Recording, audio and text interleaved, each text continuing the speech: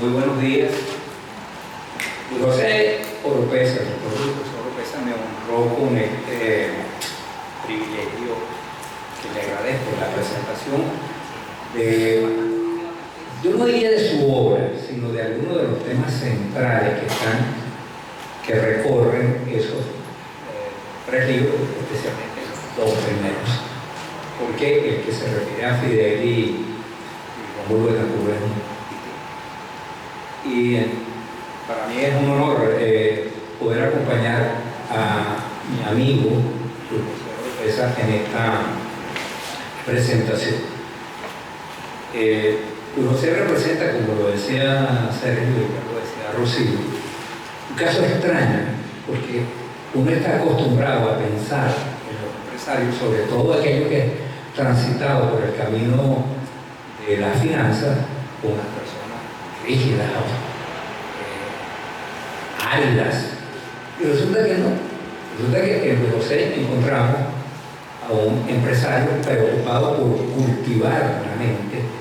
Es un lector infatigable.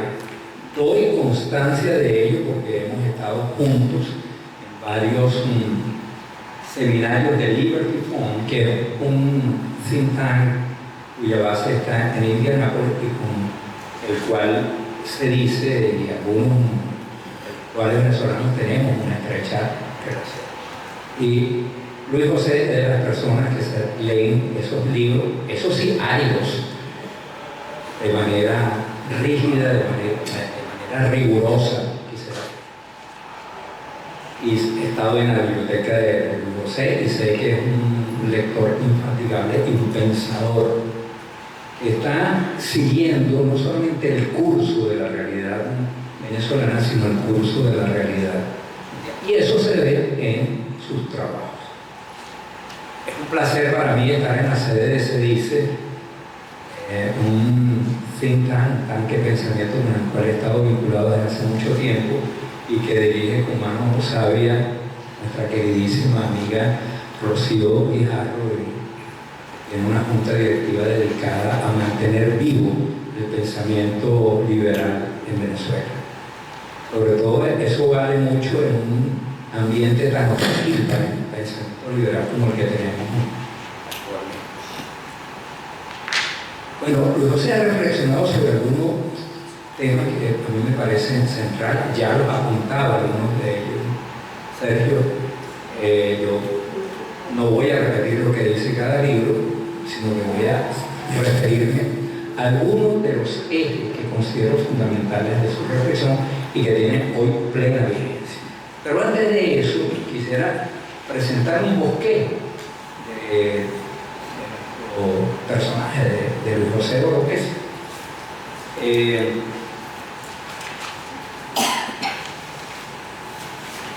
Luis es un abogado que nació en el estado Lara y se graduó de abogado en la promoción de 1961. En esa ocasión rechazó adherir su nombre a la mayoría de los estudiantes que optaron por escoger el nombre de Fidel Castro para su promoción. Aquí voy a referir, voy a tener unos breves instantes, porque ya en 1961 Luis José tenía perfectamente claro qué era lo que se venía. Esa graduación fue poco después de la invasión de Bahía de Cochinos en abril de 1961. Y no solamente en Venezuela, sino en toda América Latina y en gran parte de Europa. La intelectualidad europea llegaba al éxtasis con Fidel Castro y con lo que estaban haciendo sus compañeros de la Sierra Maestra. Sí, el fenómeno de Fidel Castro y de la Revolución Cubana es un fenómeno continental y mundial. Y muchos estudiantes optaron por ponerle el nombre de su promoción, muchos recién graduados, por ponerle el nombre de sus promociones Fidel Castro, el nombre de Fidel Castro. Y resulta que Luis José, junto con otras voces, pocas voces, muy pocas voces, pero claras, decidieron que no, que iban a colocar el nombre de un destacadísimo economista llamado Joaquín Sánchez Gómez. Eso yo lo destaco con mucha fuerza. En primer lugar, porque el propio Luis José siempre lo enfatiza, siempre lo subraya. Y en segundo lugar, porque me parece un rasgo típico de su personalidad, que es no seguir ni estar de acuerdo ni convalidar aquellas ideas o aquellas formas de pensar que, aunque están en boga, son incorrectas, inconvenientes y muchas veces muy dañinas. Así que yo aplaudo ese gesto que tú tuviste en el año 60. Luego, en el año 1965, Luis José se traslada a Londres y a Edimburgo junto con su familia a realizar unos estudios de posgrado en gerencia y ciencia política, y luego culmina en la Universidad de Wisconsin un máster en finanzas y banca. Con este bagaje teórico e intelectual, Luis José y su familia, Luis José viene a Venezuela, donde ejerce como presidente de algunas instituciones financieras venezolanas, y comienza a escribir, comienza su tipo de escritura. Ya lo había comenzado antes, cuando estaba cursando sus estudios de posgrado. En 1979 es designado fellow de la Universidad de Harvard, donde un trabajo suyo fue publicado en inglés por la Ilustre Academia de la Universidad de Harvard. Imagínense lo que significa para un venezolano hace casi 50 años que la Universidad de Harvard le hubiese publicado un texto en inglés. Ese texto se llama originalmente Tutelae Pluralis. Luego, ese texto tuvo otro nombre, Gendarme Innecesario, pero ahora en la edición de Sergio Davar, del incansable Sergio Davar, titula La democracia necesaria, una interpretación de la democracia, del proceso democrático venezolano. Pero originalmente ese fue un libro que se gestó en la Universidad de Harvard. Luego continuó en la Universidad de Harvard durante un año adicional como visiting scholar para participar en un seminario dirigido por el profesor Samuel Huntington. Seguramente todos ustedes lo recordarán porque la obra de Huntington ha sido muy importante, sobre todo en la segunda mitad del siglo XX, y él escribió un libro que es un clásico, que es Choque de Civilizaciones, donde aborda por primera vez la confrontación entre Occidente como cultura y sobre todo la cultura islámica.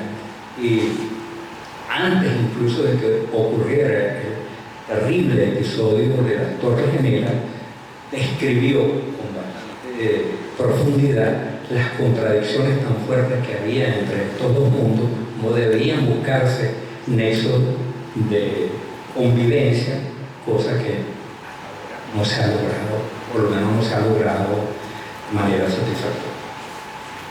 Bueno, tuvo el privilegio luego de ser un discípulo del profesor.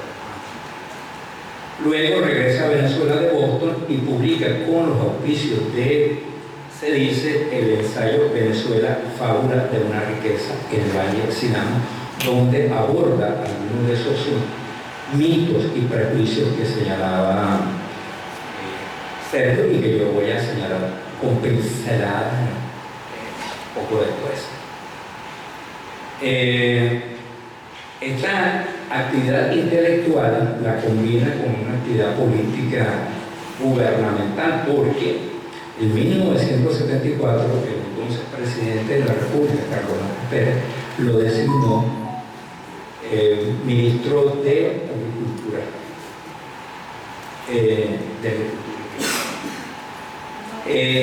Posteriormente escribe un ensayo sobre Rómulo, publica realmente un conjunto de ensayos sobre Rómulo y Fidel, a los cuales también se refirió Sergio, Y aquí quiero detenerme muy brevemente para decirles que entre Luis José Oropesa y Rómulo Betancourt se tejió una estrechísima amistad, no solamente personal, sino un acercamiento, una cercanía intelectual y política muy grande. No cometo ninguna infidencia, creo no comentarlo, porque aquí están los amigos de Luis José y algunos de sus familiares. No cometo ninguna infidencia si digo que Rómulo Betancourt tuvo el derrame cerebral que lo condujo finalmente a la muerte en un apartamento que tenía Luis José y su familia en Nueva York, lo cual demuestra la confianza que tenía Rómulo Betancourt. Bueno, esta es muy brevemente un perfil intelectual, académico y laboral de Luis José. Ahora yo quisiera referirme a algunas ideas centrales, pocas ideas centrales, que recorren su texto. Sé que el pensamiento de Luis José es mucho más profundo y mucho más amplio, pero no quiero abusar de su paciencia porque vemos que el tiempo es implacable. Yo diría que uno de los problemas que aborda Luis José es el de la mentalidad anticapitalista de los dirigentes políticos e incluso empresariales. Luis José no lo dice en estos términos, pero yo derivo de sus palabras lo siguiente: a los empresarios venezolanos hay que convertirlos en empresarios capitalistas. Pareciera una contradicción, pero no, porque nuestros empresarios, muchos de ellos están acostumbrados a ser siervos del esclavo del Estado, y el Estado, por supuesto, es el Estado petrolero que controla la riqueza nacional, y muchos de ellos han vivido bajo la sombra del Estado. Y el mercantilismo, como se le conoce a esta manera de relacionarse con el Estado, ha sido un rasgo característico del empresario. Yo entiendo esto. No me parecen los empresarios ningunos seres extraterrestres. No, es lógico que frente a un Estado tan poderoso, con unos dirigentes políticos que controlan el Estado y el gobierno, que imponen las leyes, es muy lógico y casi tendencialmente natural que los empresarios se adapten a esta forma de ejercer el poder. Entonces, esa subordinación, este servilismo de los empresarios es uno de los temas que aborda con profundidad Luis José en su obra. Disecciona el mercantilismo, el intervencionismo estatal. Intervencionismo que llega en algunos casos al extremo. He oído en varias oportunidades a Luis José decir cómo en el gabinete, gabinete del primer gobierno del presidente Pérez, el gabinete se reunía para discutir el precio de las arepas, de la reina pepiada o de la carne mechada. Entonces, claro, este tipo de experiencias llevan a pensar, bueno, ¿cómo puede el Estado llegar a un nivel de intervención en la conformación de los precios a ese nivel de detalle? Esto para nada favorece la construcción de una economía de mercado competitiva, en la que el consumidor entienda que los precios se conforman en medio de un proceso complejísimo, infinitamente complejo, y que los empresarios entiendan que para ser productivos y para obtener ganancias necesitan entender esta dinámica global. Bueno, entonces el mercantilismo es uno de los adversarios que Luis José detecta y que combate con profunda claridad. Por eso yo derivo que, de acuerdo con lo que nos dicen a los empresarios venezolanos, hay que enseñarlos a ser capitalistas. Si eso era cierto en el pasado, imagínense lo que significa hoy ser empresario. Y lamentablemente estamos viendo en vivo algunas de las consecuencias que eso tiene. No voy a referirme a ningún ejemplo concreto, pero vemos lo que está ocurriendo con algunos empresarios en Venezuela.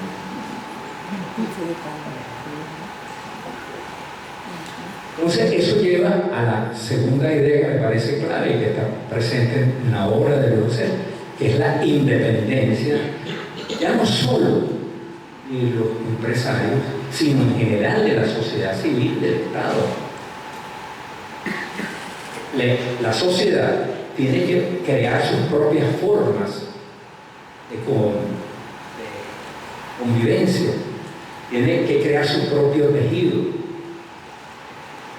tiene que generar riqueza. El excedente que se redistribuya en el conjunto social no puede ser el excedente que genera la explotación petrolera. La sociedad tiene que generar sus propios mecanismos para la creación de riqueza. Y esa riqueza que se distribuye se invierte en educación, que se invierte en salud pública, en seguridad social, en transporte público, en infraestructura, etc. Esa riqueza que se distribuye tiene que generarla la sociedad. Y para eso se requiere una sociedad que se independice del Estado tutelar, del Estado interventor, de ese Estado que interviene incluso para fijar el precio de la galletas. Bueno, hay algunas otras ideas, pero le digo, no quisiera aportar más esto. Yo creo que el resumen que nos presentó Sergio fue muy valioso. Solo quisiera detenerme un poco en esta rivalidad que existió entre Rómulo Betancourt y Fidel Castro, y que no solamente en términos intelectuales y teóricos, no solamente por lo que dicen esos ensayos es muy importante, sino por la vivencia personal de José. José, como yo les decía, fue una persona muy ligada a don Rómulo Betancourt y conoce algunas anécdotas, algunas de las cuales yo me voy a permitir, José, contarlas aquí muy brevemente.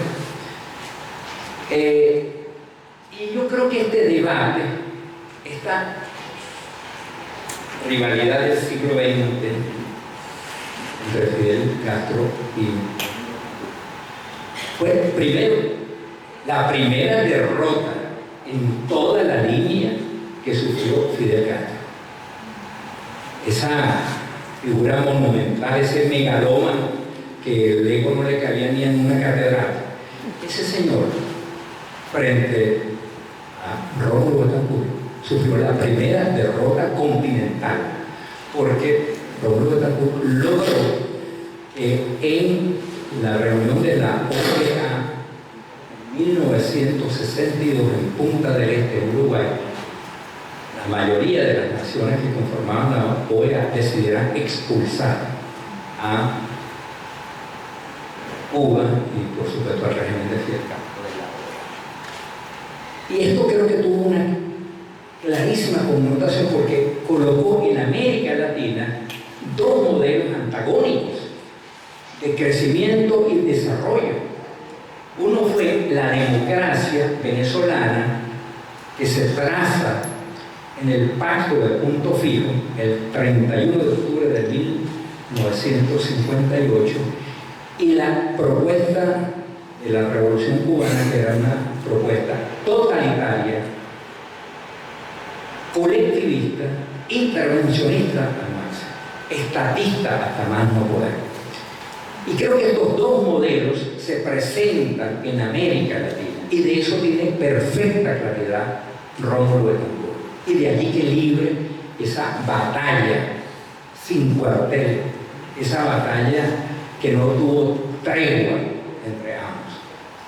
porque era el modelo de Venezuela, era un modelo participativo, con gobiernos alternativos, con gobiernos que se elegían, eran electos por el pueblo, que el pueblo ejercía la soberanía y que elegía a sus propios gobernantes con periodos acotados, con defensa de la propiedad privada.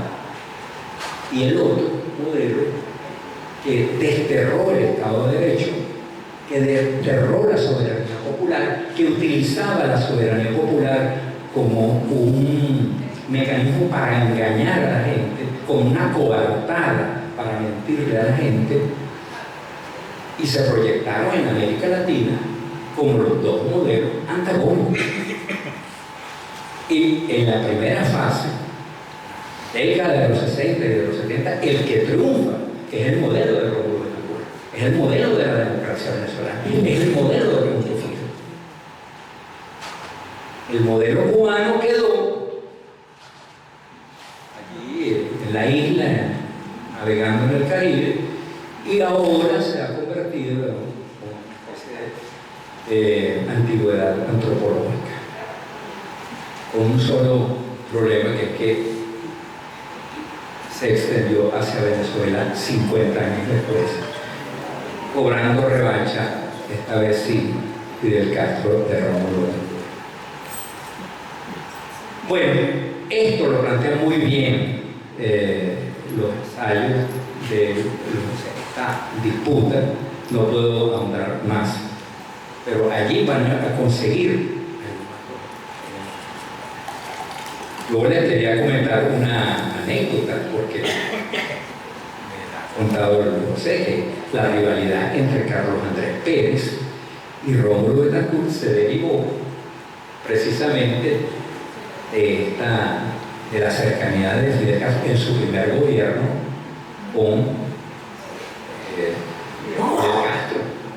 Una cosa que nadie podía entender en sus cabales, porque Carlos Andrés Pérez había sido el ministro del Interior, el que había combatido la guerrilla fidelista en Venezuela, y bueno, nadie podía entender cómo Pérez se había dejado seducir por un autócrata, por un dictador totalitario, por un dirigente tan inepto como Fidel, porque pocos presidentes, pocos jefes de Estado, pocos jefes de gobierno han sido tan ineptos o fueron tan ineptos como Fidel. Y él no concluyó ninguno de sus proyectos. De las vacas, de las 10 millones de dólares, todos fracasaron. Y ahora vemos lo que es Cuba. Bueno, esa polémica yo los invito. ¿Por qué? Porque es de absoluta actualidad, como lo señalaba Sergio. Hoy nosotros vivimos una invasión consentida, que se llama un libro publicado por Sergio Davar. Es el único país de América Latina donde los cubanos tienen una presencia casi omnímoda. Me imagino que también en Nicaragua ocurre lo mismo, pero el caso que yo conozco es el caso de... Sé que los temas que plantea Luis José son de plena actualidad: la independencia del Estado, la conformación de nuevo de una sociedad civil, la conformación de un empresariado que asuma la globalización, el reto de la globalización, un empresariado que tiene que convertirse en capitalista, tiene que creer de verdad en la libertad, en la economía de mercado. Esos son los retos de los cuales habla. Así que yo concluyo invitándolos a leer sus obras. Va a interesar mucho, se van a aprender mucho, y van a aprender de manera amena, porque la pluma de Luis José es una pluma suelta, una pluma entretenida. Así es que están todos cordialmente invitados a comprar y a leer la obra de Luis José Oropeza. Muchas gracias. Déjenme dejar desde el principio mi expresión de gratitud para Sergio Davar, Acércate al micrófono. quien en verdad con esta edición me está sacando a mí de la clandestinidad en torno a mis escrituras y mis ensayos de muerte. Pasaron 50 años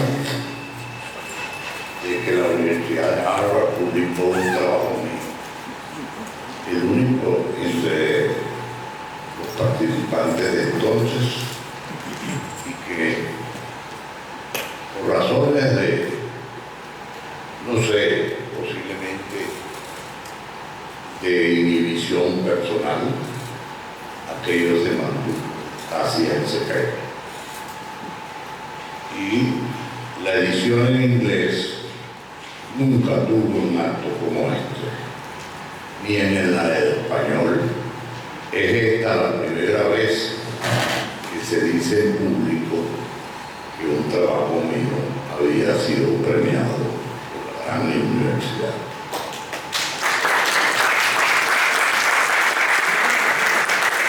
Otra cosa que quisiera decir, algo que es inmensamente importante personalmente para mí, las palabras de Trino Márquez, que ha esbozado con mucha generosidad algunas de las ideas suscitadas en el largo trayectoria que he seguido en mi vida personal. Ahora, hay algo que sí quisiera sobresalir en este momento. Es que mi cercanía con Rómulo Betancourt, o si no solamente surgió después de mucho tiempo, porque yo desde que nací en 1937 encontré el afecto de Rómulo Betancourt en mi casa. Pero, ciertamente, el evento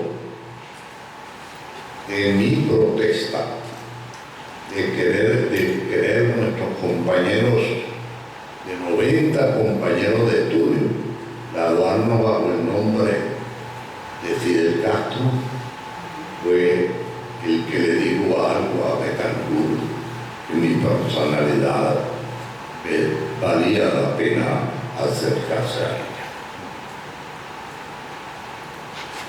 De verdad que no le agradezco a Trino esa rememoración tan importante en mi vida, cuando gente muy distinguida se graduó bajo el nombre de Fidel Castro, con la circunstancia increíble de que después de muchos años solamente mantuvo ese nombre en el recuerdo el doctor Rodríguez Araque, que fue mi compañero y un guerrillero impenitente. Ahora, yo quisiera también referirme a una realidad que Trino esbozó y que se refiere al hecho de que Rómulo Betancourt, por escrito en una carta al presidente Kennedy, y ahí está en uno de esos textos, expresamente le adujo, y también lo recordó Sergio, adujo que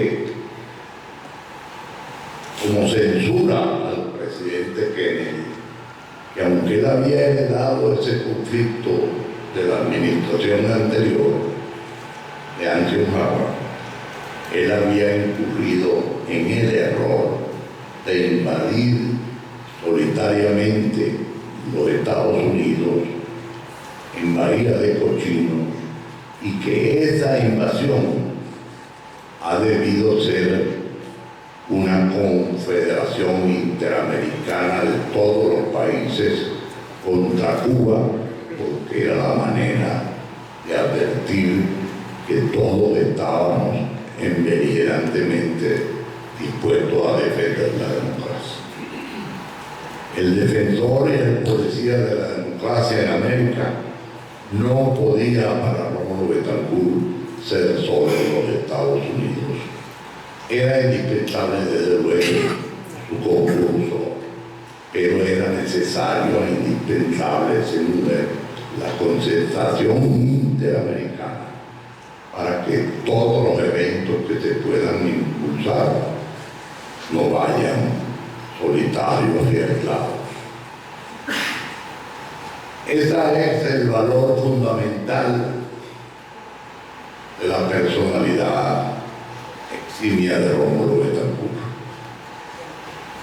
Por cierto, Enrique Krause escribe en uno de sus libros unas páginas impresionantes que dice que la desafortunada circunstancia consistió en la convivencia contemporánea de Rómulo y Fidel. Yo creo que el ilustre mexicano no tiene razón. Rómulo sin Fidel no hubiese tenido la trascendencia que hoy es posible señalar de su inmensa obra política. Así como Churchill no es posible entenderlo sin Hitler, a Rómulo no es posible entenderlo sin Fidel Castro. Así ha sido, pues, esta vida de mis vicisitudes intelectuales que ahora, en el ocaso de mis tiempos, cuando un acto cordial como este participo y veo que están aquí presentes dos amigos entrañables, Arnoldo Gabaldón, mi compañero Marco Tulio Michel. Yo me despido, pues, dejo aquí estas palabras y muchas gracias.